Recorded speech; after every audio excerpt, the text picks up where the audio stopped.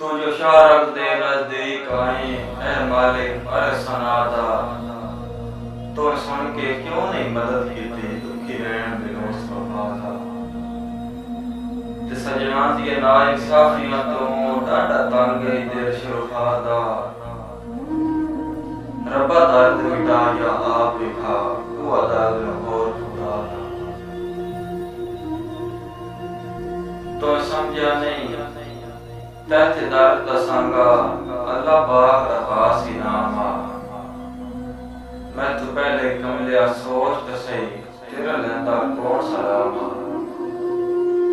ते तैन पेट च याद औकात न रही तेरी सोच दा गलत निज़ाम आ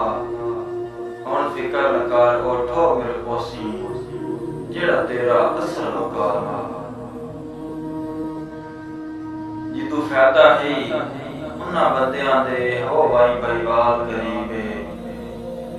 तेरे बात नहीं मेरे साथ करते जे होंदे तख्त नसीबे ते पर याद रखें नवे नौ दे तकसीन तेरे ओ सरदार हबीबे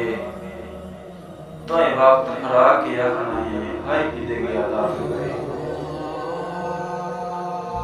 ਤੁਹਾਡਾ ਨੌਕਰ ਗੁਜ਼ਰਿਆਂ ਵੇਲਿਆਂ ਦੀ ਤਹਰੀਰ ਦਰਵਾਜ਼ੇ ਆਂਦਾ ਹੈ ਤੁਹਾਡਾ ਸਾਡਾ ਸਾਂਝਾ ਜ਼ਿੰਦਗੀ ਦਾ ਤੁਹਾਨੂੰ ਯਾਦ ਕਰਾਵੇਂ ਆਂਦਾ ਹੈ ਤੇ ਇਸ ਸਿੱਖ ਦੀ ਅੱਖ ਦੇ ਮੂਸਾ ਨੂੰ ਕੋ ਦੂਰ ਵਿਖਾਵੇਂ ਆਂਦਾ ਹੈ